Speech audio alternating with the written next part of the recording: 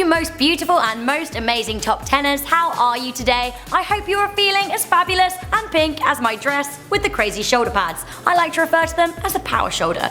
I'm Rebecca Felgate, this is Most Amazing Top 10. So today I have a part 2 for you, part 2 shocking facts about Disney. Now we're doing this by popular demand because part 1 had an insane 12.5 million views. I don't even know what to say about this, I guess maybe it was the shoulder pads. So guys, I have 10 more facts for you, let's get going, shall we? In at number 10 we have drunk midgets at the Pinocchio premiere. At the premiere of Pinocchio in February 1940 at New York's Radio City Music Hall, Walt Disney hired 11 midgets to meet and greet the kids. Now unfortunately these midgets were left alone in a room filled with wine. I mean, I know what I would do, and it was a very hot day. Things transpired, they all got very drunk, they ended up on the roof of Radio City Music Hall hurling obscenities at kids and the general public below. They had to be chauffeured away, some of them even got naked and had to be covered up with pillowcases. This is insane. In at number 9, Tangled and Pirates of the Caribbean are two of the most expensive movies ever made.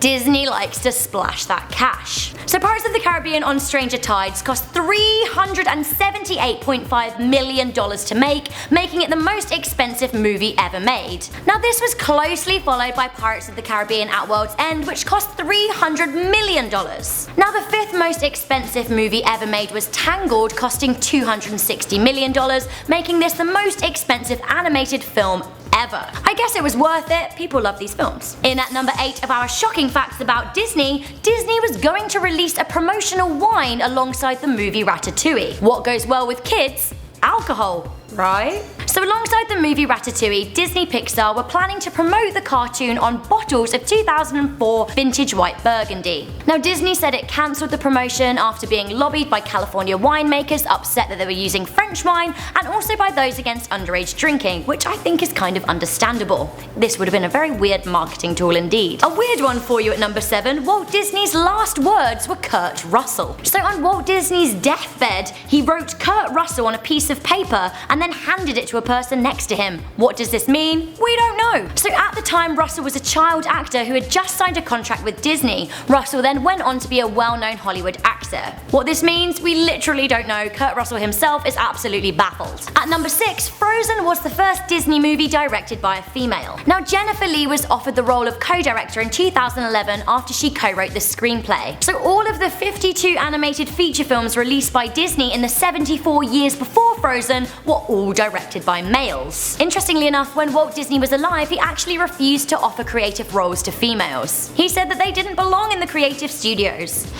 Wow. Really sad at number 5, following the movie Finding Nemo, many kids flushed their pet fish down the toilet. So I absolutely love the movie Finding Nemo, but there was a lasting impression left on children, and that was death of their fish. One of the lines in the film is "all drains lead to the ocean," however I'm guessing this isn't, a direct route. Yikes. The issue became so bad that the LA Times had to publish an article warning children not to do it. Even Ellen DeGeneres, who voiced Dory, warned children against this. She said it was not okay, please don't flush your fish down the loo. In at number 4, there are dead people in Disneyland. Aside from the real bones used in the initial Pirates of the Caribbean ride in California, there are an abundance of human remains across the Disneylands. Why is this? Because people like to spread the ashes of their loved ones there. Many people want the Magic Kingdom to be their final resting place. One mother even spread the ashes of her young son on the Haunted Mansion ride. Following that, there were reports of a little boy ghost dancing in the ballroom scene. Weird. In at number 3, over 20 people have died in Disney parks, with hundreds being injured. Now considering the parks opened in 1955, I guess this isn't that shocking. That said, some of the ways in which people died, well, they kind of were. In 2003, Big Thunder Mountain in California derailed and killed a 22-year-old man, 10 others were also injured. In 1984, a 48-year-old woman was thrown from the Matterhorn ride and killed by another bobsleigh. In 2004, a boy died after falling from the Roger Rabbit cartoon spin, and in the 80s, one person was shot and another stabbed in the parks. In at number 2 of our shocking facts about Disney Part 2, many Disney movies are based on R-rated stories, aka not safe for kids. For example, Jungle Book is based on a story where a boy and his animal friends team up to kill people. In the Brothers Grimm original story of Snow White and the prince go red wedding on the evil queen, inviting her to celebrate their special day, then making her dance in a pair of red hot shoes till she dies. The Lion King is roughly based on Shakespeare's Hamlet, only Simba goes on to achieve success and happiness, whereas Hamlet, not so much. It's a literal bloodbath where almost everybody dies. Finally, the original Little Mermaid was somewhat darker. When Ariel grows legs, it was excruciating for her to use them, and in the end, in order to save her prince, she ends up committing suicide. Not quite the tale that Disney told us. So guys, we have reached that point in our most amazing top 10. This has been the top 10 shocking facts about Disney Part 2.